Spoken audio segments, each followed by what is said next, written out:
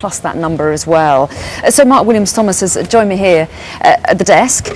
Mark, how common are cases such as the ones you've just been outlining, where an investigation has been going on for some time and you have a pretty clear description of the suspect? Yeah, I think some people get confused and they start to think, well, surely if you've got an identity, surely if you've got a name, you can find these people. And it just goes to show how difficult a job it is for the police.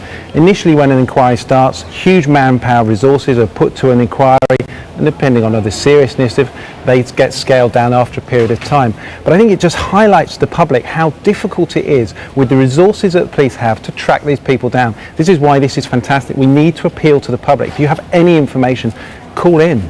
Well, yes, and very difficult, as you say, not just in terms of resources being scaled back in an investigation, but also keeping the profile high, raising public awareness. Well, in every one of these cases there are victims. We take the robberies, 23 separate robberies, and of course a difficult element of this, these have all taken place in different forces. We've got as far north as Scotland, and we've got as far south as Essex, so it's very difficult for these police forces to communicate. You know, where do you put this? What part of the media do you put this in? You put it in local newspapers, but it may well be that this person travels from another part of the country to be able to commit these crimes, so it's very, very difficult. And how common is it for members of the public to think, oh yes, I remember 3 years ago I did see someone slightly dodgy when I was in Tesco's? I mean, it is quite hard for people to recall those situations and trying to remember details like that. I think it is, but there's two elements to this, because there's the element of the crime that's happened recently, where of course it's fresh in people's mind and they'll call in and can give information.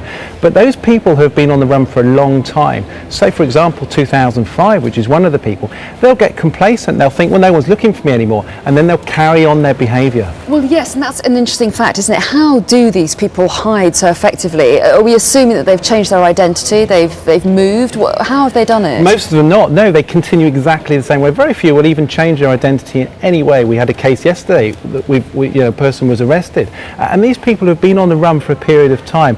And what happens is, the public, we need to ask the public, have you seen anybody either looking like this or they've seen anyone suspicious that fits into that? They come in, they call us up, and the police can find these people. Okay, Mark Williams-Thomas, we hope you get some response at least from our crime files. Thanks very much indeed. Thank you.